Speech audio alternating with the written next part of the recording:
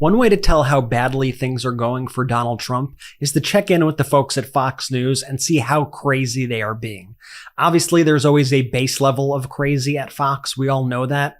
But on occasion, they turn it up to like 11. And I'm just going to say they turn it up to like infinity, okay?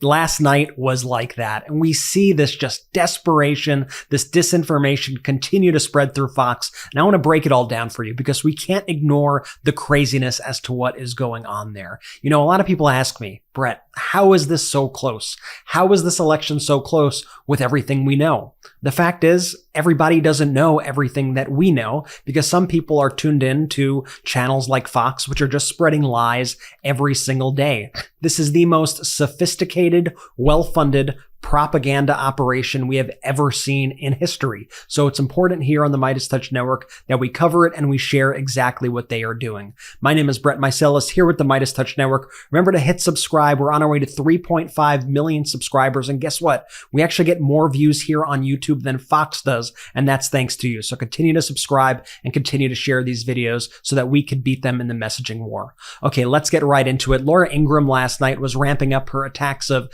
DEI. She was saying everything with FEMA is just DEI. That's the code word they use to try to blame anything that goes wrong on people who are not straight and white and male. It's just the facts. It's what they do over at Fox. So last night, Laura Ingraham was saying that FEMA is staffed with woke radicals. DEI actually threatens the safety and security of our people. Watch this. The government neglect and incompetence that we've witnessed over the past few weeks is a foreshadowing of things to come if Kamala gets to sit in the Oval Office. FEMA's stacked with woke radicals, but at the end of the day, they take orders from the president. And we'll all know that Kamala will solidify equity as the core mission in every government agency. But DEI is not just a loony left-wing idea we mock. It happens on college campuses. It actually threatens the safety and security of our people. And things will only get worse until it's rooted out in every societal institution, and certainly in every governmental institution.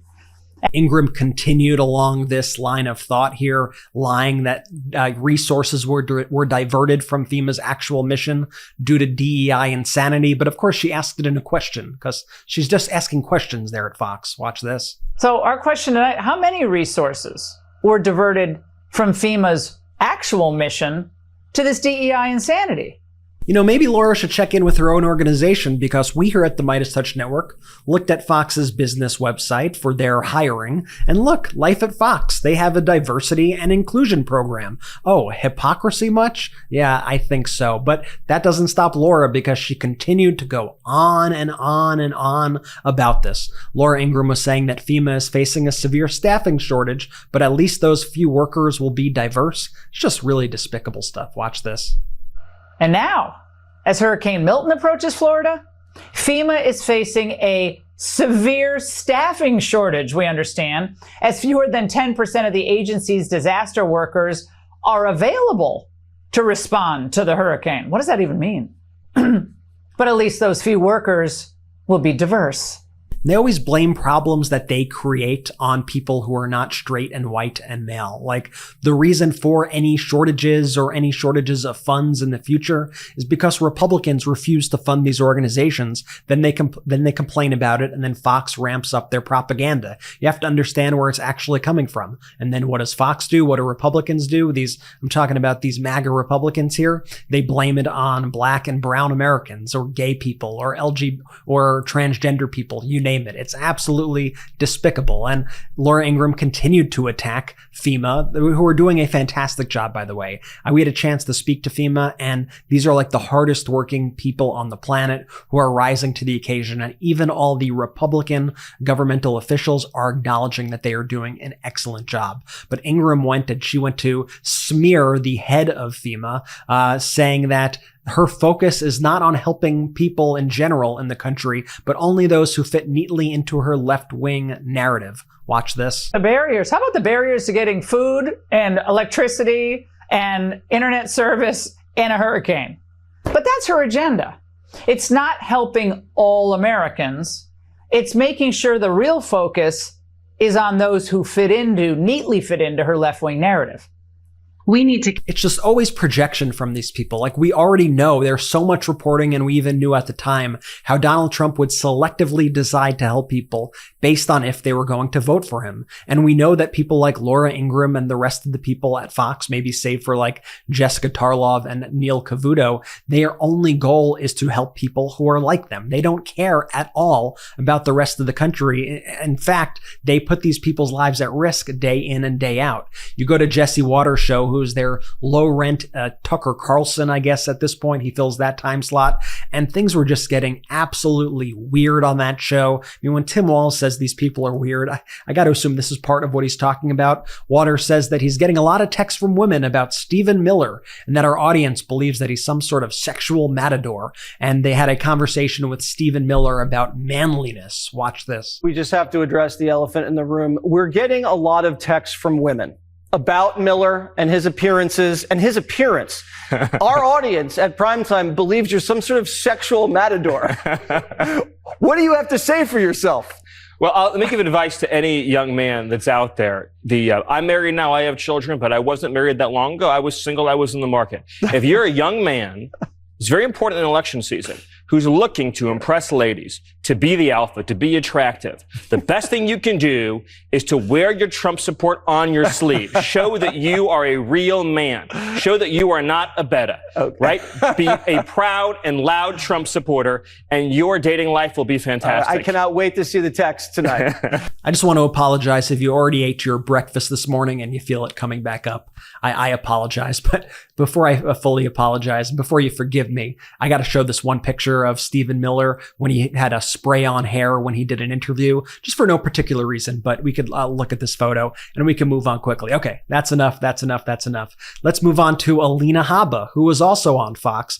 Alina Habba started spreading lies and disinformation, saying that there were babies floating in the water and criticizing Vice President Kamala Harris for campaigning right now, even though she has been very in tune with the efforts on the ground and has been a key player in these recovery efforts. Here's what Alina Habba had to say. Western North Carolina got hit really hard. And like you said, these are real people with real issues. They don't need a $750 handout for a press headline. They need help. They need water. There are still people missing. There are babies floating in the water, and we're on podcasts. That's what the Harris team is doing. So I think what Cedric's doing is completely irresponsible. Where did you see that report of a baby floating in the water? We have absolutely heard there are children floating. There's missing bodies, dead bodies. We know that. There are dead people. We're up to 250. 32. Yeah, 32. Thank you.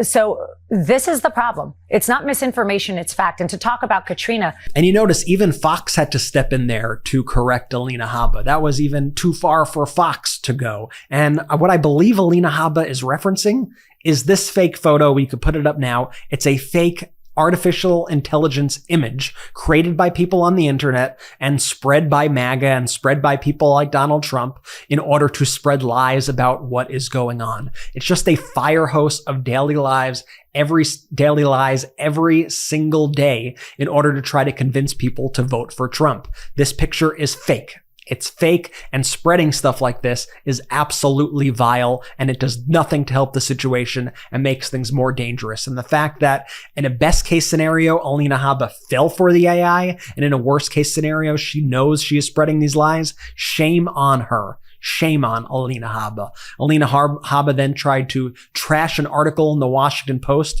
that suggested that Trump should be using Nikki Haley on the campaign trail.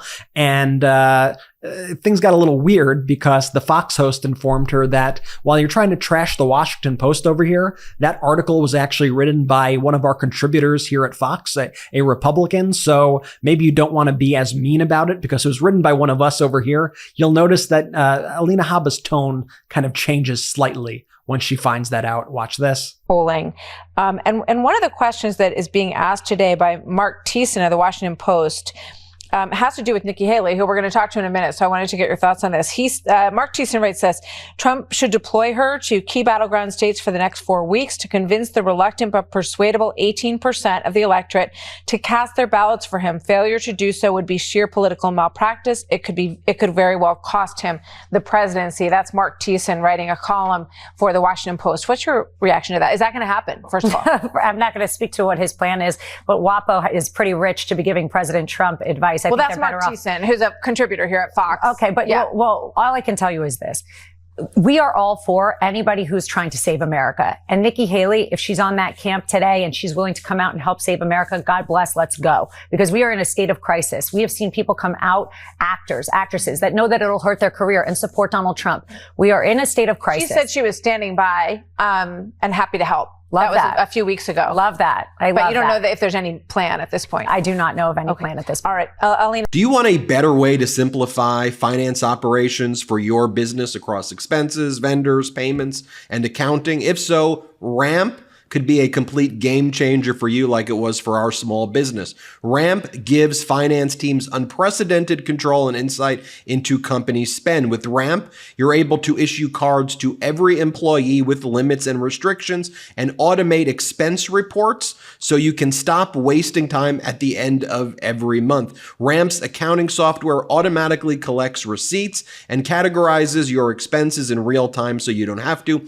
You'll never have to chase down a receipt again, and your employees will no longer spend hours submitting expense reports. The time you'll save each month, and I can vouch for this, on employee expenses will allow you to close your books 8 times faster. Ramp saves you money. Businesses that use Ramp save an average of 5% the first year. Ramp is easy to use. All of those true for us at MeidasTouch. Get started, issue virtual and physical cards, and start making payments in less than 15 minutes, whether you have 5 employees or 5,000. And now get $250 when you join Ramp. Just go to ramp.com/Meidas. MEIDAS. That's ramp, RAMP.com/Meidas, RAMP.com/Meidas. Cards issued by Sutton Bank and Selton Bank, member FDIC. Terms and conditions apply. Alina Habba then called the $750 that people get in immediate assistance during the storm. She said that she called it a handout and said that people don't need it. Watch this. You said these are real people with real issues. They don't need a $750 handout for a press headline. They need help. They need water. And by the way, that $750 is actually more than it was under Donald Trump. And that's just the very immediate assistance. There is so much more that FEMA does. But obviously, because it's $750 and it's a massive storm, the Republicans and MAGA and Trump, they like to hone in on that number, even though it's the same thing that it was, even though it's more than it was than under Donald Trump. But, you know, we here at the MeidasTouch Network, we try to go to the source to get the facts. So we had on the FEMA spokesperson, Jacqueline Rothenberg, and she told us about a variety of programs that FEMA is doing. I want to take this opportunity right now to share that with you because we need to get the truth out there and not all of these lies. Watch this. So the governors in all the affected areas, regardless of political party, have all went on the record and said that they've been provided immediately by the administration, by FEMA, with all of the resources that they need. For those watching, you just listed some programs that could directly impact their lives. Small businesses, entrepreneurs, people making claims. These are pocketbook issues for people. So if you can, some people may not even know, the resources that are available to them and the types of things that they can actually apply for to, potentially deal with lost income and things like that. Can you go through just some of those things that you were just listing? Absolutely. So we recently made changes to our individual assistance program. You can apply for individual assistance by going to a disasterassistance.gov or by applying through the phone number I provided earlier. But what we do is we help people that are even underinsured. Let's say you have a home insurance policy and the damages to your home exceed what the insurance company is going to provide you with. We now offer up to the statutory limit, which is $42,500, for any additional assistance that you might need for your home that wasn't covered by your insurance. We also provide displacement assistance. Let's say that you want to go stay on a friend's couch because that's easier for you because you have pets and you can't take them to a hotel. We will now reimburse you for funding if you're displaced from your home.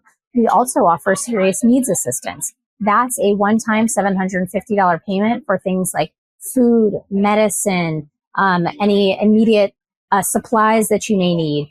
And the program continues. So we're really here to help people, like I said, entrepreneurs, independent business owners. SBA provides small business loans for people that need to get back on their feet. But really, we really want to make sure we're reaching as many people as possible. Let's go back to Fox's bizarre slate of programming. Melania Trump appeared on their show, The Five, apparently taking Jessica Tarlov's seat on this episode. I guess I can understand why Jessica Tarlov did not want to be there. And they asked her hard-hitting questions like, does Trump ever sleep? Watch this. Does he ever sleep? Yes. He doesn't sleep much. He does, of course. Does he wear needs pajamas? to. No. No. What does he wear when he sleeps, Melania? Well, one of the things... I mean, I'll just note that they don't sleep in the same bedroom. They never have slept in the same bedroom. And they also live in different states. So I'm not even quite sure that Melania knows the answer to those questions. Here is Judge Janine. I have no idea how this woman was a judge. She asks Melania Trump, what do you say to women on the fence regarding why Trump should be president? Melania Trump tries to act like the 4 years of Trump were like the best years ever. Watch this. Can I ask another question? Sure. Okay. There are a lot of women who are on the fence. Mm-hmm. Not a lot, a few. What would you say to them regarding why Donald Trump should be president? Well, we could see in the 4 years that he was there, country was in great shape. Country was safe, country was prosperous, and he will bring that back. Yes. The gaslighting with the Trump presidency has to be one of the craziest things to me because first off, you can't just memory hole COVID. That was a whole year. That was one of the biggest nightmares ever. Just refrigerated morgue trucks, taking bodies out of hospitals, shortage of supplies, not being able to buy toilet paper at the stores. It was a complete and total disaster the way Donald Trump handled it by denying it, by lying to us day in and day out. But even if you do remove that, like these Republicans want to, the other 3 years were a disaster also. We're also heading into a recession in that last year before COVID hit. It was day in and day out of chaos. We all remember waking up every day and wondering, what the heck is he going to say? How is he going to embarrass us? What is going to be the headline of the day that drives us absolutely insane and makes us fear for our lives? It was madness every day under the Trump administration, and they try to gaslight us and tell us that it was a good time. It was not at all. Like even Senator Mark Wayne Mullen was on Fox,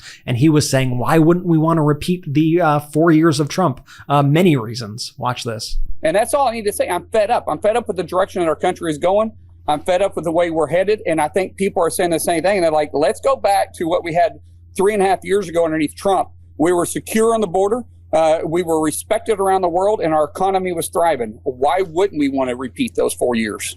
Yeah, I think there are hundreds of thousands, if not millions of Americans who are unable to answer that question. But okay, this is the Trump network now, Fox. They're just all in on the Trump family. It's just pure propaganda nonstop. So of course they need to bring Lara Trump, Eric Trump's wife, who is now the head of the RNC for some reason, because it's all about nepotism with Donald Trump. And she's talking about how people, they always make up these stories in the Trump family that people are coming over to them with tears in their eyes and they're saying how much I love Donald Trump. And she said that she was denying the polls and saying that when she gets on planes, people slide her beverage napkins, saying that we can't wait to vote for Trump. Well, I guess considering she flies on Donald Trump's plane all the time, maybe that sample size is not so reliable, but let's watch this. No one buys that Kamala Harris has the capability to do that job. And polls like that, I think, are absolutely ridiculous. I get slipped beverage napkins every time I get on an airplane saying we can't wait to vote for Trump, go Trump, Trump 2024, or people just coming up to me these days, Laura, everywhere I go, saying how excited they are to get out and vote early when you go vote for Donald Trump. Cedric Richmond, a Harris Walz campaign co-chair, appeared on Fox with Martha McCallum, and he went to correct the record on a lot of the lies and disinformation that they were spreading. I'm happy that the Harris Walz campaign sent somebody to correct the lies that they were spouting. Like this, for example, when McCallum asked him, why did it take a week to get on the ground? And he said, it wasn't a week. What are you talking about? Watch this. Neighbors are helping neighbors, and that there's a lot of efforts that are underway, but it still begs the question, why did it take a week for FEMA to get on the ground? And during that time, we did see a lot of campaigning going on. So it raises questions about who is callous in this situation. Well, thank you for having me. Let me just correct something first. It wasn't a week before FEMA got on the ground.